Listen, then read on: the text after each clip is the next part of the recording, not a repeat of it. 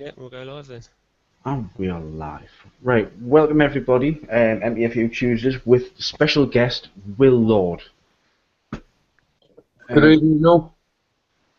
So we've got a couple of the usual suspects, Ginger Bruce Hi and guys, you right? Woodland Camp and Craft. What's this? Good evening, everybody. Live. Right, welcome everybody, MTFU Tuesdays with special guest Will Lord. Right, now you got to mute YouTube. Good evening, Noel. So we've got a couple of the usual suspects, Ginger Bruce Hi and guys, you right? Woodland Camp and Craft. What's this? Good evening, everybody. Live. Right, welcome everybody, MTFU Tuesdays with special guest Will Lord. Right, now you got to mute YouTube. Good evening, Noel. Yeah. So we've got a couple of the usual suspects. Go into YouTube and mute it. Will. Hi guys, you right? Woodland Camp and Craft. What's this? Good evening, everybody. Live. Right, welcome everybody, MTFU Tuesdays with special guest. Yeah, that was a lot of replication of sound there. Exactly. That's Yeah, it. Right, if okay. you go onto the YouTube bit, Will, you can actually just stop the feed from going. Where there's a little pause button on the bottom. Yes.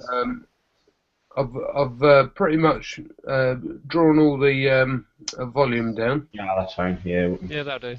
yeah, that'll do. Well done. Sorted.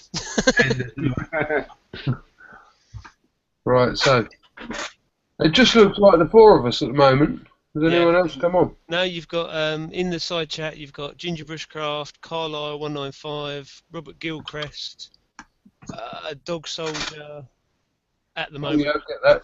yeah, nine people watching at the moment, but it kind of goes up and down. So Yeah. yeah, cool. So I don't know if you just want to explain for those who may not have heard of you. I can't see that there's going to be many, but if you just want to explain to them what it is that you do. Yeah, well, I like smashing rocks up. That's fairly given. But basically, what I do is I hang around in our ancient past and look through the eyes of our ancestors. And what really rocks my boat is not being in too much of a rush of anything, working seasonally. For example, every day I get up around about 5 o'clock and I work with my seasons as they're giving it to us at the moment, and I'm doing about 100 nettles a day.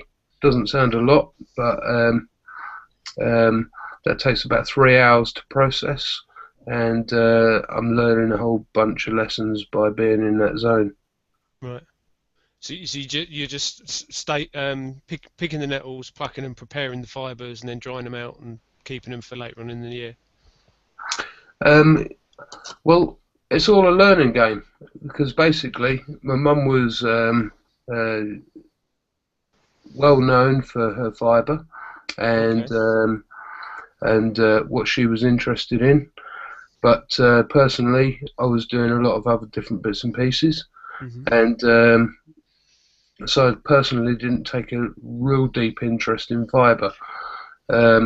This year and last year I've probably taken a really good look at it, and I've found that it's been an education, even as much as I've watched about 500 nettles this year take on a low form of bacterial decay where I haven't stored them correctly, and this is stuff that you don't normally hear about, and I'm okay with that, but that's an expensive lesson to learn.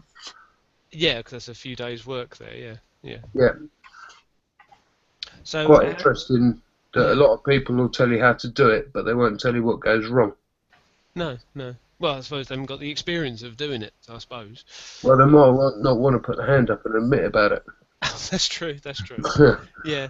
So what happened? Did they get damp or? Well, they start damp. It's about the speed you dry it, and if you don't dry it at the right speed, then what happens is things start to ferment, and in the fermentation, that should be happening later. Right. And therefore, what you're finding is that you're getting fermentation too early. It's happening all at the wrong speed, and therefore what you're going to experience is that it decays the fibres that you're trying to really take care of. And I also found that the year before with lime, because I invaded the process of the lime by getting involved in the process where things are, the bacterial exchange is going on, and you think to yourself, well, I'll get involved in that, but actually that could be your downfall. Right. So there's, you know, many opportunities to learn things with fibre in fermentations that, you know, you just don't always hear about. Yeah, but I suppose traditionally it would have just been passed down. You just do it this way, because with lime bark, you collect it up and stick it in a pond or something, or then some people say you mix it with ash, so it's got some lye in it. You know, how would you do it? Well, I did it the Steve Kirk fashion, where I put it in a rainbow. Right. With a rainbow, it actually almost wants to bubble over. It fermentates, and this fermentation is really good, as far as I understand it. And the stuff that, so what I did is I tipped the fermentation out. Yeah. And we're talking about two weeks work here. I tipped the fermentation out of 2 weeks work, and I thought that I'd done myself a favour, because it really does hum. You know, it really stinks. Yeah. And that was good, getting rid of that.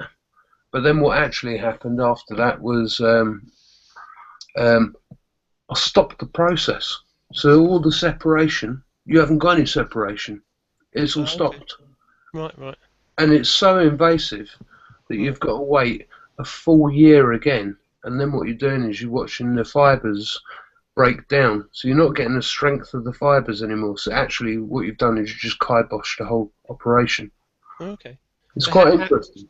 So how long do you leave it in there for, in your water butt? Well, if you've got the right weather and you've got good lime at the right time, so everything, you know, it's not just dead lime, it's like living lime.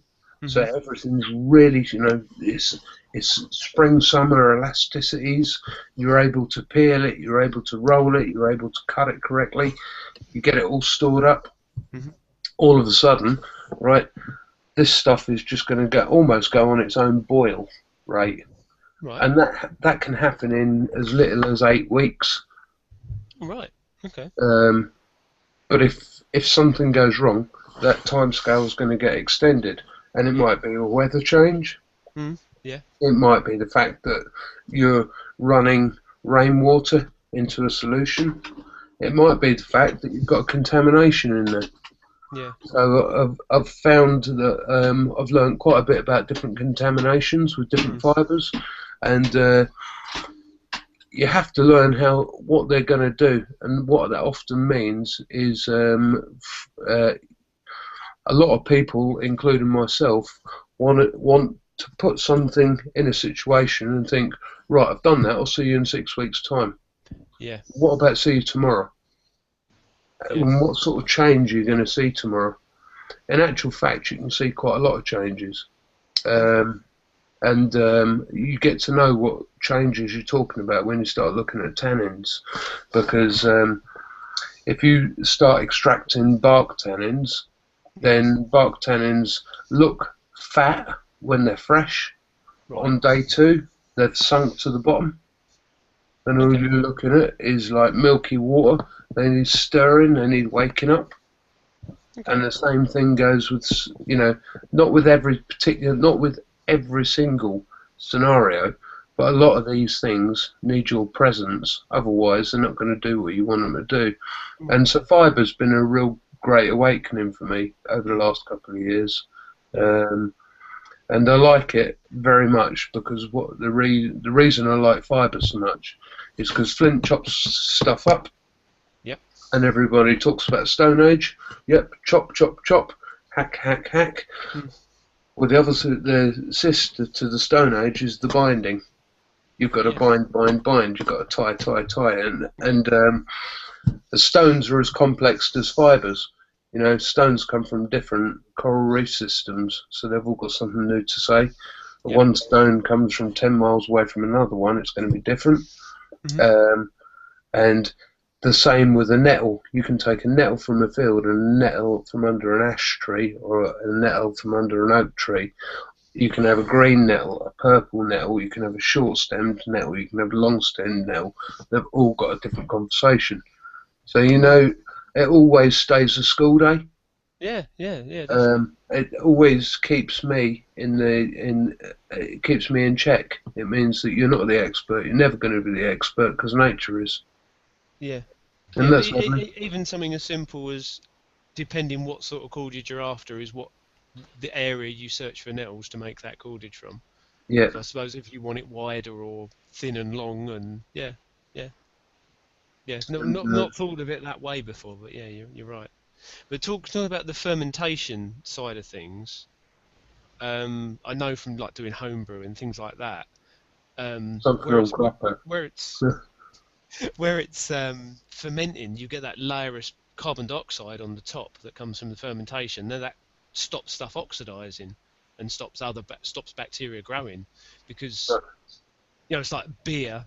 Kids used to drink beer because it was safer than drinking fresh water.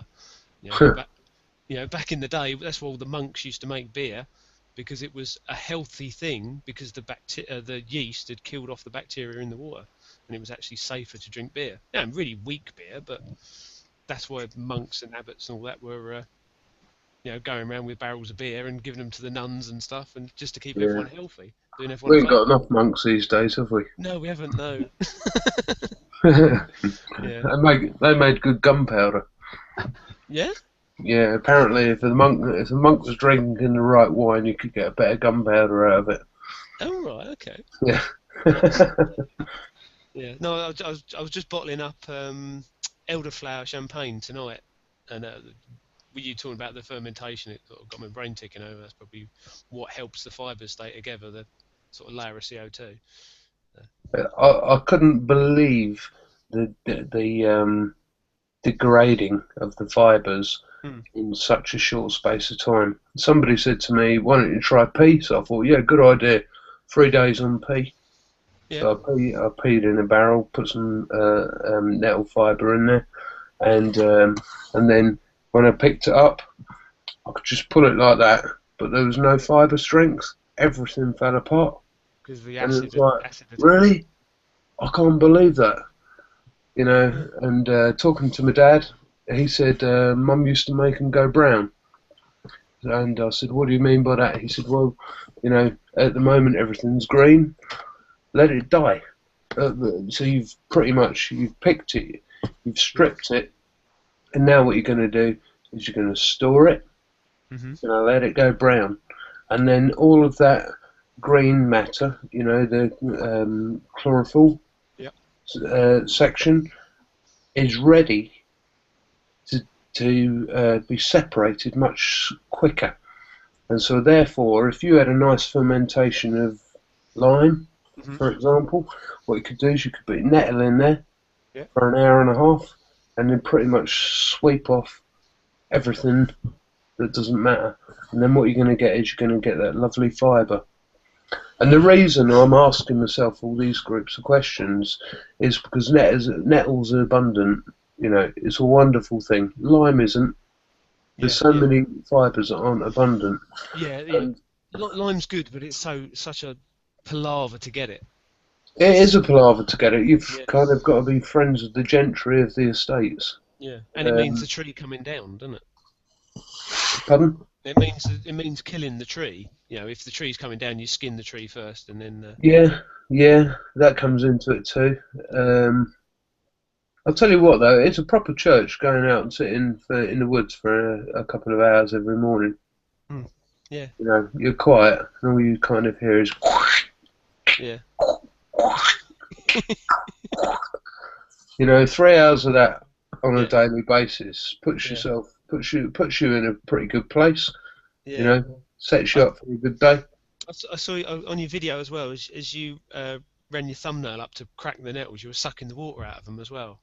Yeah. And that's genius. That's just yeah. I've never considered it, and I've done it Mate, all they're the time. proper full of it at the moment. Yeah. Although I've done a second vision on that, and I guess that nettles could also be quite good at taking contaminants out of the soil, so it might be sucking out the contaminants. So there's two ways of looking at that. Yeah, but I don't really think that I'm that worried about it, but some people might want to think it's, like that. yeah, but if you're thirsty in a survival scenario and you needed a drink, you know. Today was legendary. It was proper. Every single stem Mm, was absolutely massively packed mm, with liquid. You yeah, pretty much could have sucked it out, and you yeah. could have. It's almost like a cactus. It was so Yeah. surprising. Yeah. And But my they were, thumbnail has sped up in its growth. It's like I've never known my thumbnail to grow so fast at the moment. Cracking the nails. It's just like, Just what's getting going used, on with the thumbnail, Will? I don't getting know. used to it. Yeah, you're evolving. Bloody hell. Yeah. Yeah. Our ancestors that had to do it, they wouldn't have passed up on the free fluid like that, would they? They wouldn't have been bothered about any contaminants. No. If they had something there they could drink, they would have took it. Yeah. Yeah. Have Yeah, you they ever wouldn't. had a play with the reed mace leaves for cordage? Um, yeah, I didn't find too much cordage on it in terms of the strength on the reed mace. Okay. I like it on a root and I like it from its firelighting, but I didn't really get the fibre essence from it, to be Oh, fair. because this course I've done, I had to do 2 meters of cordage to pass the course. Hang on, I'll go and get it. That'd be the easiest way, wouldn't it? yeah. Yeah, we like that. Just give me a second. Yeah, I mean, well, on cordage, I've tried making some out of willow herb, Yeah. and that was probably the worst one I've ever tried to make it out of, because I did nettles first, and then I went to Yeah, that's reed mace there, and that's pretty strong. Nothing wrong with that, is there? No, but I deliberately did it nice and thick. It started off a bit thin, Yeah. but what I did, I picked them like a full carrier bag full of the things, and then left them to dry out for a couple of weeks till they went brown, and then just sort of run my finger up them, and you just kind of like you do with a nettle, where you run your fingernail up them, So and you're just already thinking through the right lens, you've got to get rid of things that are going to damage stuff. yeah, but because they're quite spongy, and when you're tying them, it actually helps the twist. It's quite nice getting the twist on them Yeah. because they're kind of got that pith on them. But I don't know whether I was doing it right or not. Just someone said it would work, so leave them a couple of weeks, and that's You've what I got did. you've got a good quality cordage going on there. Yeah, and it's good, like 2 meters of it there. I did lime bark as well, raw lime bark, and then some processed lime bark that someone gave me, and I I did some. like lime bark raw. Yeah, it was actually I was given a bit of wood for a hearthboard to do me friction firebow, Hmm. and I just peeled the little bit of bark off the top and got so much fibre out of it. I thought, oh, I might as well make some string while I'm sitting here. Yeah. And I was surprised how well that came out. It's good to keep you questioning yourself though on all these things, isn't it? Yeah, I'm quite happy with that, and I think that throughout everything that I've done, I can still keep questioning myself on things that I'm supposed to be the expert on, which is the flint. I can find myself questioning myself on traps. I can find myself just constantly. Just don't stop questioning. Don't ever become an expert, if you like. Just keep yourself student-like. Well, And then you're going to have fun. yeah, And I think that all of this, for me, it always responds back to, are you enjoying yourself? And it's like, well, sometimes I'm not, and that's really interesting, because you have to go back to that bit and say, well, why not?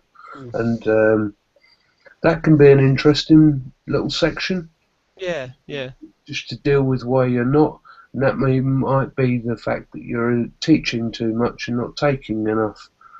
And a lot of people find that as they go through their lives, Once you start teaching, you kind of stop learning certain things because you kind of stop as researching, and so Yeah.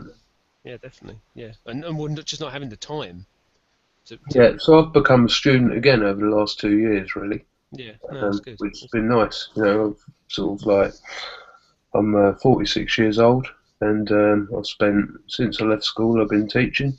Mm. You know, and I've had little puddles of Yep. learning. So my next learning curve is going to be, which is going to be an interesting one, is trying to find a nice set of plans to do a bark canoe for Action Man goes primal. Oh, But I excellent. want to do it properly, Yeah. and that means learning the names of all of the different components on the boat. Okay. And that will also mean learning the stitching that's required, Yeah. and the joints that are required. Because if you can do it that tiny, you can grow it, Yeah. Yeah. and it's achievable, tiny, Yeah. Yeah. and you're getting an education, So would and that not be like? only that, Sorry. the better bit about it all is it's going to bind me to my son because he's going to love it too. Exactly. Yeah. Yeah. You And know, so everybody's getting something. yeah. No, yeah. So is he really into it as well? The whole. No, he's just a regular little boy, and Yeah. he's doing what he's doing. And he's loved Action Man Primal. That's been really, really positive for the pair of us as father and son. That's brilliant. It's been one of the most positive things that I've done for Yeah. the between us. And he laughs. It's lovely to hear him laugh when he sees something that I've really struggled over. Particularly, the one that I really struggled with was the snow boots, the little snowshoes. Yeah. Yeah. Because I was working snowshoes, which should be 3 foot long, down to sort of like under 100 mil, and I was trying to do all the anchorage points and the stitch work. It's just like a whole day given to a pair of snow boots, and I was really busy, and it was like, what are you even doing this for? It's just like, because I can't stop now, I've started. Yeah. It's really good fun. Yeah. And Yeah. it's quite intricate. Yeah. Um, But it's such a good distraction, isn't it? When you get focused on something like that, and then it's Yeah, so satisfying yeah. when you do it. When it works, yeah, brilliant. Yeah, it's a wonderful thing to play in and just feel free to Yeah. do that. And I'm getting a lot of that in my life at the moment. Yeah.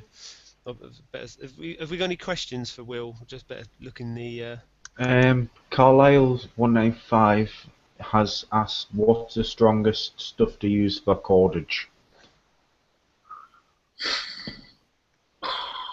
The strongest cordage, the fastest and strongest cordage is going to be bramble. But it's got a very tight window, and you need to know how to extract the inner from the outer, which is a really simple technique. Basically, you start at the bottom. You've got a hexagonal face on the shape of the stem. Yep. Put your blade upwards. Pick what you've picked. Walk backwards, and you might walk for 6 to 8 foot until you get to the top. And then what you're going to have is you're going to have a really wiry fibre, which has got lots of branches and hooks on it. And what you're going to do with that is you're going to, in second place, your blade on top of that and scuff away, and you're going to end up with the hardest wiry fibre pretty much that I've ever seen. It doesn't need anything doing to it. It holds its shape, and it's great for snares. It's just fast, it's strong, and it doesn't get contaminated by time. So what you get is what you got. That's fast and sharp. Second place to that, your best fiber's going to be off the back of a deer or from the leg of a deer, but that's going to take a lot of processing. So you're probably going to be looking at something like rawhide. Well, I bow drill with rawhide, and I'll get 70 or 85 fires off of a bow drill set with just a little bit of rawhide, you know. Yeah. So I don't think nature can really replace what's on the back of an animal.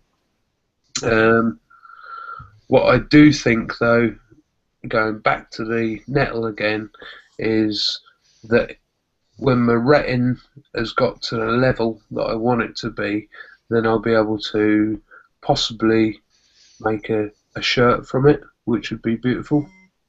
Brilliant. Secondly, make what are those beds called? The hammock. Yep. And thirdly, make a gill net. And if in a whole year I could make a shirt, a hammock, and a gill net, and that will probably be 10,000 nettles, I would turn round and I would have a fairly cheeky grin on my face, you know, and I'd feel fairly much like I could advocate the problems, the locations. I could tell you about different types of nettle, and that would be, and then I could probably write a book that would be worth reading on nettle, because a lot of it is surface work out there, and I just think that it needs to be a bit better than surface. I just think that, you know, as far as nettle goes, it's an important plant. It's got a lot to give, but you have to get to know it on a deeper level, and that's what I'm working on. Yeah, it's brilliant. So with doing a gill net out of nettle, how does that hold up against the water? Does it suck the water up again and become all just? Well, it will do if you don't get rid of all of your fibres out of all the grain. Once you've got rid of everything, all you've got is that lightweight fibre. So it just so it's like cotton-ish. In terms of degeneration, it's gonna need some protection, and a lot of people talk about it's not tallow, lanolin. Right. Okay. Yep. And they often kind of put lanolin over the top of nettle fibre because that makes it waterproof and it prevents it from that secondary degradation. I haven't thought about putting nettle into water yet, so I haven't really thought that bit through. Yeah. But if it's going to degrade with the green on it, it's probably going to degrade with green off of it too. So possibly, yeah. I've seen people put beeswax on stuff if they're tying up a shelter or anything sort of long term. Smeared beeswax up the length of it to help it stop it rotting as quick. But you know, just curious about how it's nice, isn't it?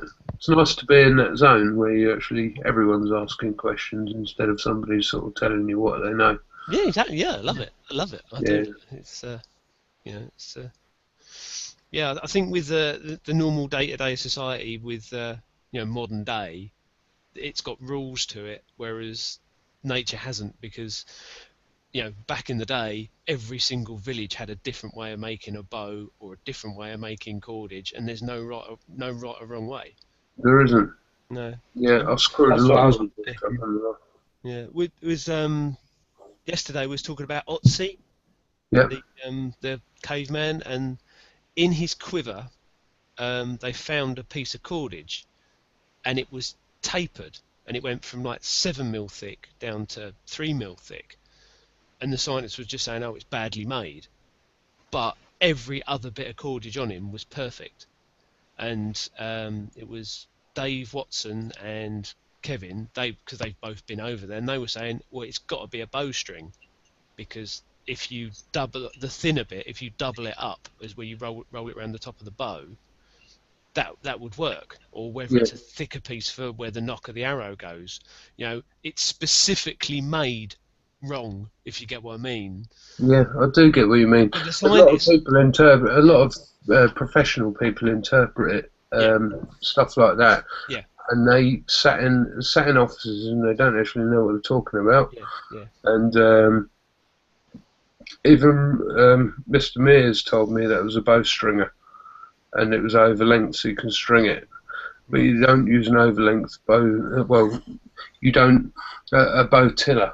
And I just don't see it like that, because you don't till a bow with an over-length string. You string it with the right length string. Yeah. And what you've just told me is actually, that makes a lot of sense to me. Yeah, You but know, obviously it was only a conversation I was listening to. I wasn't even. I've not seen it. I saw the program on it when they put him through the CAT scan and scanned all his stuff. But they're too afraid to pull this fibre apart, open the string out, and look at it in case it falls to bits. that was line bast, wasn't it? Yeah, linebark. Yeah. Yeah. Yeah. But it's so interesting that the technological things he had on him, Yeah. and a copper axe as well, which kind of predates copper work way before we thought. He's just a fountain of information. Yeah, It's yeah, really, it will still carry on being it. But it's one of those things that's going to get discussed and talked about, and his arrow quiver was one of the things which really set me on target with him, which is the way that little they call it a stiffening rod, which lays down the back of the arrow, the hide itself. Uh-huh. Now, I've made quite a few hide quivers, and they have a tendency, when you take them out in the rain, to quiver, sort of sniggle up, and then they lock your arrows in, and everything goes wrong with them. And but actually, when you've got the stiffening rod down the back, they behave themselves immaculately. They behave a lot better. And then when you look at the way the little spacings of the holes are chased through that rod, and then again how between the spacings he's actually chased a channel right through the entire length of the shaft, so his lacing lays within the rod itself. Okay, and then when you look at the way the pattern drops in, out, through, back, in, out, through, back, and it goes all the way up through there, and it's such an amazing system, and it's like, even to the fact he's got a little pouch going over the top. Yeah. Because if you don't have a pouch over the top, when you bend over, all your arrows fall out and lay in front of you. So it's kind of obvious that you're going to lock them in. Yeah, yeah. Until at such point in time, that you're actually hunting, which. But it's one of those things that you would do it because you was told to do it, but even if you didn't know why you were doing it, you know what I mean? That sort of hand me down. There was some nuns actually. They were making cheese to like a ancient 500-year-old recipe or something, and they were making it in this big wooden keg, like half a beer keg sort of thing. And then health and safety come along, said you can't use that. You've got to have stainless steel. So they used stainless steel, and then they started poisoning people because the bacteria in the wood was actually eating all the bad bacteria. It was kind of like creating a wall of good bacteria. Yeah, it was like your stomach lining sort of thing. And it was making the perfect cheese. As soon as you put it in stainless steel, it'll kill you. And they had to, and then after they did the research and had all the government bods come in and do all the testing, they actually went back to using the wood because that's the right way. Same with butcher's blocks. Butcher's blocks, the wood is a natural antibiotic, but not antibiotic, antibacterial. But then the government comes along and says, "Oh no, you can't have wooden blocks anymore. Let's all have plastic ones." And the plastic ones, they're useless because you chop something and it flies across the room, and you end up taking big lumps out of the plastic block. Then all the dirt goes into the plastic groove, and then rots, which makes it so much worse than the wood. It doesn't self-heal. It's a bit like the Maasai when we was talking with the Maasai. They was told they should be having their shelters now with tin roofs and windows. So Western ways have been encroaching on their way of living, but now they're all getting poisoned because the food's going off. Because when they was in their original huts, mud huts or whatever they had, there was a lot cooler, so the food kept, and now it doesn't. Now they're being told to have windows and follow the sort of Western way, and now the food's not staying fresh. Yeah. It's crazy. It's the funny thing. Yeah, but I think we do overcomplicate things, don't we? Instead of sort of doing, pickling and natural preservatives like that, we'll throw a handful of chemicals in it or put it in a freezer when it doesn't need that. Just put some sort of natural remedy to cure things. So salt in pickling, those kind of things. you know. But yeah, it's just modern. The modern age is very, very strange. Oh, yeah, we're in a rush though, weren't we? Yeah. Yeah. I think us being in a rush is part of the thing which stops us remembering how to do stuff. Yeah. You know, and that again takes me back to the nettle. Yeah. You're sitting down. You know you're bound there for 3 hours in the morning. You're going to find out a lot of stuff. Yeah. You're going to find out a lot of things that you don't know you're going to find out, and that's interesting because you think, well, you might see a fox, you might see a badger, you might see this. Actually, you might see some other stuff. I'm learning about nettle over a 6-week cycle. So I'm finding it getting woodier. I'm finding that my hands are understanding it. My hands are slowing down to meet it. All that sort of stuff, you know. I know that's slightly distracting from what you were just talking about, but it is. It's about mankind. It's just like boom, highway. It's like, no, not interested in it personally. But they're in the 100 mile an hour, like you say. I mean, us being outdoorsy people, if we can say that, you know, if we're going to sit at a nice bit of river and, you know, maybe carve a spoon or something and take everything in. While you're there for a couple of hours, like you are with your nettles, there'll be 50 or 60 people come past, take a selfie, and then just walk away. They've gone. They've just, why don't you just sit down and take a bit of it in? You know, you've done the hard bit, which is leave the house and then come to these places. One quick snap, and then you're gone. Like, just sit down and take a bit of it in. You know, and then you might see a bit of something you've not seen before, a kingfisher or, you know, whatever it may be. There was a strange. There's a program on food I was watching. I think it was on Netflix, and they were talking about diet and people eating too much rubbish, and you know, the amount of chemicals and processed stuff that's in food. And the guy's saying, well, you know, you don't need to diet. He says, if you want an apple pie and you want ice cream and you want this, make it yourself. You go and pick the apples, you peel the apples, you prepare them and cook them, you go and make all the flour and that, you can eat an apple pie. But the amount of calories you'll burn making that apple pie, it's fine, you're allowed to eat it. Whereas where we're just buying stuff in a packet and stuff it down your neck and then sit and watch telly, that's not going to help anyone, is it? Apart from a company that puts all the chemicals in it in the first place. Well, it's just like us when we're out at weekends camping and stuff. I am so absolutely knackered when I get home on the Sunday night if I've gone out on the Friday night, because nothing's simple. If you want a brew, it's not a flick of a switch. You got to find firewood, drag it, process it. You know, the process of cooking food. When I get back on the Sunday, I need to get out in the woods again to chill out. You're probably, you know, shattered just for. You know, you forget how easy this life has become, and that's why. Yeah, definitely. I'm just looking through some of these questions. Kenny, in one of our WhatsApp chats, asked, what's the best flint for firelighting? Is it the brown stuff or the black stuff, or all the same? They do change. They do change indeed. But is he in this country? He's in Ireland. Well, Ireland. Ireland. So an island flint, I haven't had any direct contact with. In fact, they don't have a hell of a lot of good flint over in Ireland, as far as I'm aware. They do have material which is useful for flint knapping, but it's not called flint. It's what sink's made out of? The old sinks. Porcelainite. Yeah, porcelainite is one of the stones that is in Ireland, and that's in Northern Ireland.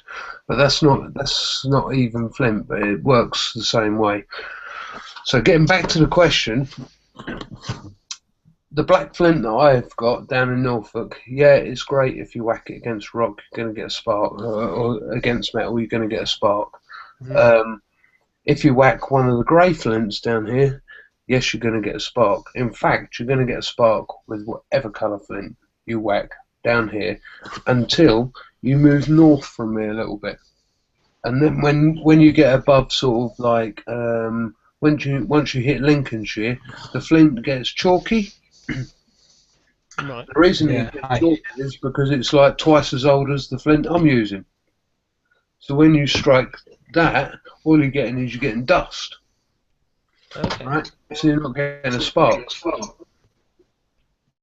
Then if we go over to America, for example, and they've been buying flint from us since sort of like the 1400s, and they've got flint all over America. Why were they buying our flint? They just weren't getting the clarity of spark. And I'm going off to Denmark later in this year, and the reason I'm going there is to get some really good napping flint, but it's waxy. So when you touch it, your fingers feel like they're touching some kind of wax, you know? It's like, what's going on with this? And when you strike it, it doesn't spark too good. But it makes bloody good tools. So I would say that Brandon did get famous. Say that again, Brandon, near Thetford, East Anglia, did get famous for its pure black silicate flint, and it really is a pure black river of stuff. The trouble is, people often think that I've got tons of it. I haven't, because we haven't got a hole in the ground. No. If you, I'm landlocked, and that means I would love my flint to grow like trees do, which means that they stick their heads up above the soil, but they don't. They're way down there with 30,000 tons of soil on top. And I'm not that bothered about it, because there's still a lot that's, you know, glacially redeposited and shifted around all over the landscape. But that stuff's been thermally flawed and thermally fractured, so do you know what? It's just one of them things. When another hole gets his way into the ground, I'll get some more decent material. Till then, I'll work with what I've got. But it does spark. Yeah. I'm from Lincolnshire, so I'll not be sending you any down. You know what, mate? I really like Lincolnshire flint. I've been working on Lincolnshire flint today. Making the Amesbury Archers Arrowheads because it's white. And the interesting thing about the Lincolnshire flint is it's banded. There's concertina lines going backwards and forwards through it. I've spoke to many archaeologists who are well set in their field, and they don't know why it's banded, which is one interesting question. But the more interesting question for me is that you've got this beautiful black silica, and people would like to tell you that it's the sharpest thing on the planet. No, it's not. Obsidian is. Obsidian is seriously silly sharp, right? But you can't chop a tree down with it. You can shave with it, and my missus is trying to get me to do so at the moment. But then you're going to exfoliate. You're going to take a layer of top melt. You're going to take a bit of skin away. However, when you get down to Lincolnshire, right, on the outside of that stone, it's almost chalky, just like normal flint would be. And then it starts going through a range of colours, and it goes through blues and it goes through greys. So it's grey in the middle, right? But when you go for that milky blue, if you cast a flake off that milky blue, oh, that's really sharp. That's sharper than my black flint. Yeah. You can that is a proper beautiful piece of cutting material, that is, and that comes from Lincolnshire. I don't know why, it just is. Are you at the Wilderness Gathering this year? Are you doing anything at the Wilderness Gathering? Yeah, I'm taking action, man. Yeah. Yeah. Well, if I come across a bit, then I'll bring you a slab down. I'm not sending it in the post, mind.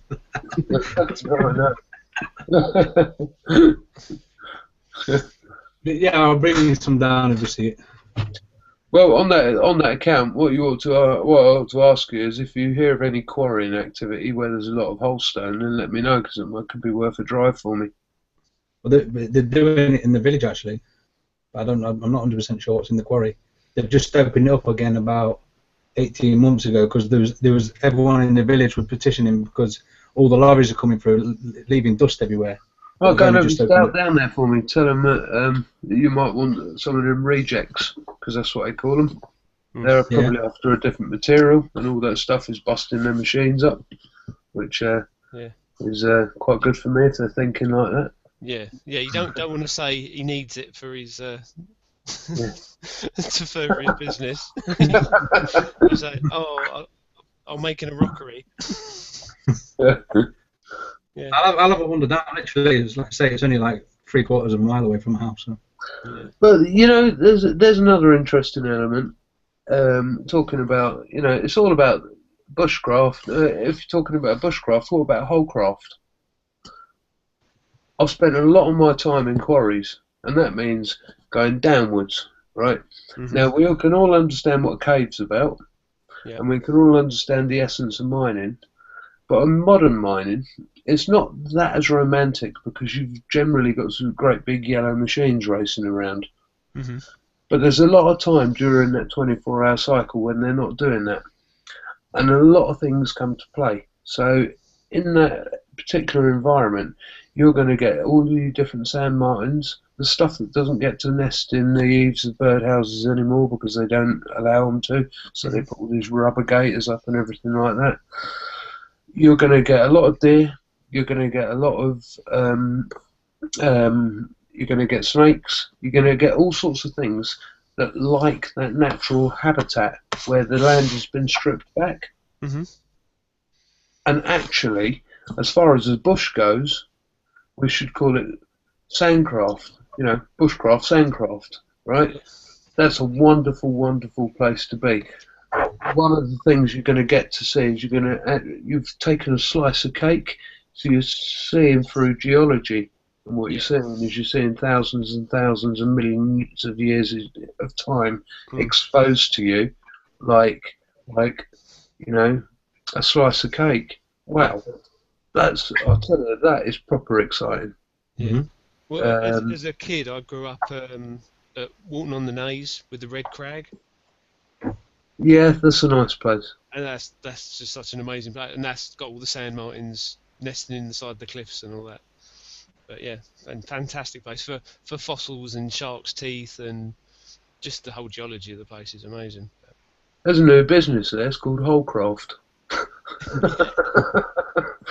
Yeah, actually, I did look because they've opened up a new visitor centre, and there was a thing during, I think it was the Easter holiday. They had Beechcraft. Right. Yeah. Yeah. And it was like bushcraft, and I was like, oh, that's quite a good one. But I think they were like making stuff out of shark's teeth and gubbins like that. But yeah, interesting. Yeah. But I've tried to gather flint from along there. Walking on the Naze. Yeah, from the Naze. Everything always seems to be so flawed. You get a nice big lump of flint like that. As soon as you tap it, the whole thing just falls to bits. I think that's just because it's been in the sea, smashed about. I'm not sure. Well, if you move around a little bit, if you go around the East Anglian coast and you sort of like see it like a golf ball, and go around to the top north bit, you're going to get to East and West Runton, and they call that the Flint Beach. And there's hundreds of tons of flint on the beach. I don't love it because it's full of inclusions, but it naturally well. Right. Okay. It's funny because if you remember, I'm micromising a lot of stuff that I'm doing now. Yeah. So what I'm doing is I'm shrinking down what I'm interested in. Mm-hmm. One of the things that has cropped up by doing that is it's taken me to the Mesolithic blade cores, which are sort of like 1 inch tall, and they're sort of like half an inch round. And somebody 10,000 years ago, 12,000 years ago, has held these little things, and they just tap them with a little pebble. They take a little short blade, and they've got an arrowhead, or they've got a knife, or they've got a burin. They've got a little toolkit, and it's so small. You can carry it and you don't even know you've got it on you. It's totally free. And you just go, pop, bang, there's another one. Pop, bang, there's another one. And it fits in with the Action Man theme really well. Yeah. Because it's small. Yeah. But it's relative. It's relative to somebody who was a coastal hunter-gatherer. And not only that, They weren't a Neanderthal, they weren't a Homo heidelbergensis or Homo erectus or any of them other species. It was our species. Our species, as the Mesolithic period, recognised that these great big wooden great hand axes for chopping up mammoths, which we wiped out, weren't relative anymore. It was about, okay, I need to move fast, I need to be efficient. What do I need? We need a tiny, tiny little lump of stone, but you need to know how to handle it. And it's going to give you thousands of things. And I really like that. It's really clever thinking, you know. Yeah. Yeah, well, it's like when we, I cut the monk jack at the Chili Fair, and I had some of your flint to do the skinning with, and that was so much easier than using a knife, because the flint's not going to go through the hide. You know, well, it would if you was using it. It can. It can easily, but you know what I mean. It's efficient enough, isn't it? Yeah, it's totally efficient, and you're not going to overdo it. You're not going to cut yourself with it either, unless you're being really silly. But yeah, it just because it's serrated, I think, it just tears through skinning a deer so easily. I preferred it to using a knife, to be honest, on the skinning front, definitely. Yeah. It works quite nice as a scraper as well. Everything's been a lesson. So in the scrapers, because they're round and discoidal, you find that as you're pulling on the skin, that was a learning curve, because I was as I was scraping skins, I'm thinking, why am I using a dull edge? Like a normal scraper would be. I could sharpen this, and I could make it sort of like it reached out, so it's like an elliptical tongued sort of scraper, razor sharp. Yeah. I like the sound of that. So I started using them, and that was efficient. Yeah. And then I looked back at archaeology and I thought, why are you guys all going for the same concept? Why haven't you come to this one? Because this one's more efficient. And then I was looking at the production of the 10. And I was thinking, you're missing something here. And it wasn't about the efficiency of the removal of the connective tissue. Right. It was about the efficiency of the draining. Right. Yeah, you're going to remove that eventually, but if you're working in the right size sections, what you're doing is you're draining nicely, and all you're really after is a shape. Okay. You don't want a polished lower edge, but you certainly don't need that really razor blade cutting thing going down. Right. Because what that's going to do is that's actually going to start thinning from the inside out. And you haven't got to the sort of thinking yet of whether you want to thin things. What you're trying to do is you're trying to remove so you can replace. And there's stuff like that going on. Back to the nettle again, isn't it? It's about what's being taken away and what's being given back. Yeah, no, it's interesting. And do you understand in a very microscopic way what you're actually up to? So with brain tanning hides, if you wanted to leave the fur on, is there anything else you have to do? Well, my most recent thinking on that is that I've hated salt for a long time. Right. Salt is a bastard because salt sucks. It closes down like a crystal, and as soon as your summer's over and the moisture start accumulating, the salt goes hi. It wakes up, it drags moisture at it. Yep. And I tried eradicating the salt. The salt was a storage solution. Salt does a lot of things, but essentially it's a storage solution. So the alternative to storage solutions in terms of salt is to freeze. Yep. Great. Freeze it. Well, you'd think that would be fine.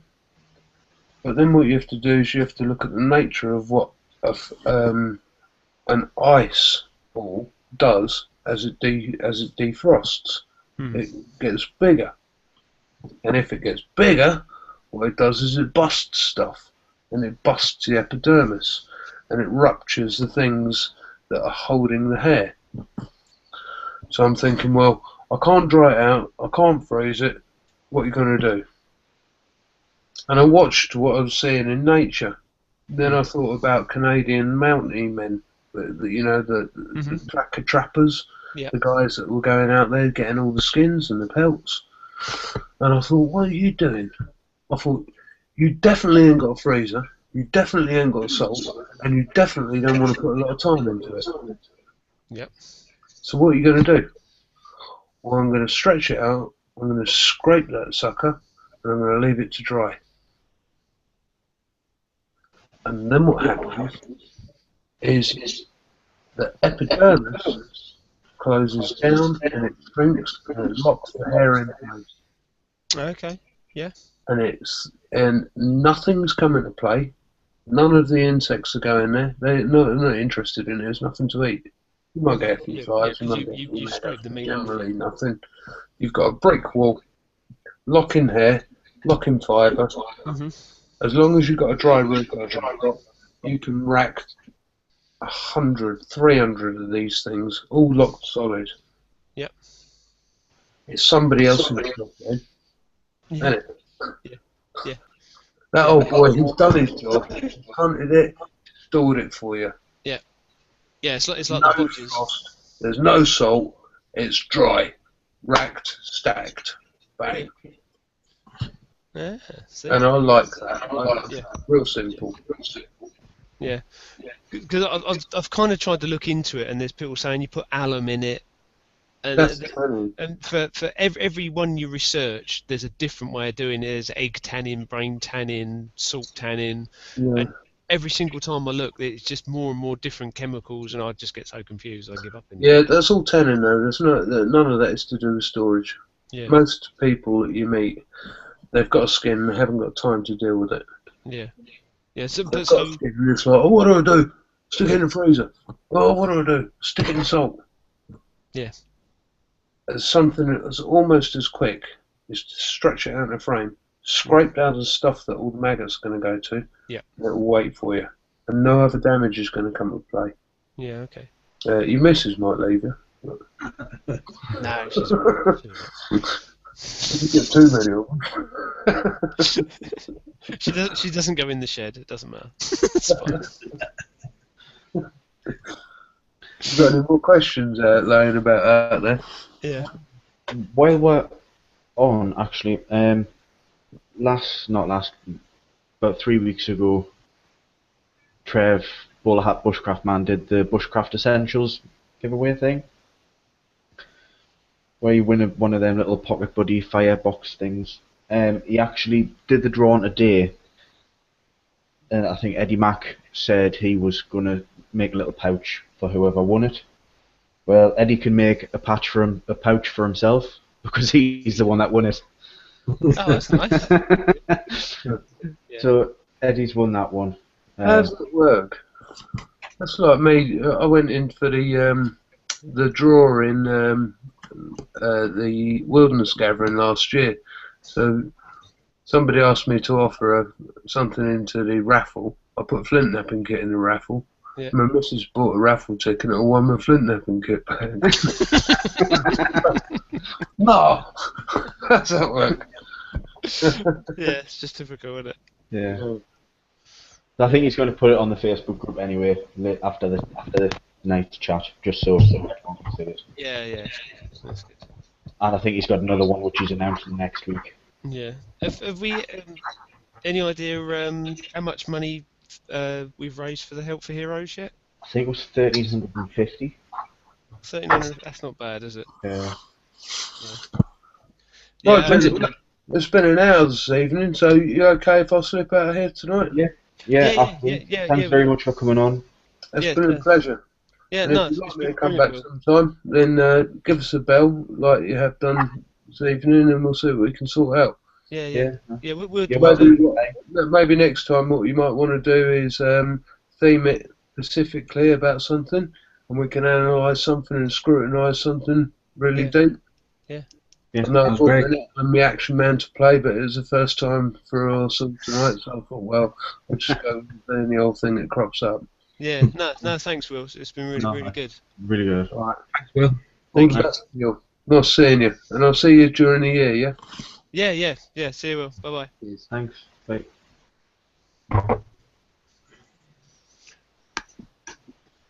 And he's gone. Yep. And I think that's pretty much the end of Yeah. the chat now. That was really, really good. Obviously, thanks for everyone that's been watching. Yeah. I really enjoyed that. If Yeah, not, I do. it's just yeah. That was really. It's not often you get someone who's willing to share that kind of information with you, and without charging you money. So Yeah, that's, no, that's, it's a that's really brilliant. good thing getting him on, and hopefully he wants to come on again. Yeah, that'd be great. It'd be good to get him on, like later in the year when the nettles have died back and he's got another thing on his case, Yeah. No, fantastic. So yeah, Eddie's won that one. I think Trev's going to do another one next week. Yeah. I'll get more details off him when. Yeah, Mike Palmer enjoyed the chat. Everyone who's watching, can you all like the chat, please? Share it. Like it and share it and say how awesome we all are. Yeah. So yeah, it was a bit out of the blue that Will came on. We asked him Matt asked him a few months ago, and it was only sort of like very last minute that he actually was available to come on because he's really, really busy this time of year doing shows and teaching kids and stuff. So yeah, awesome. Fortunately, right. I think that's time for us to say goodbye now, and hope to see everyone next week. Yeah. So that's bye from me. And goodbye for me. And goodbye from me. Take care, everybody.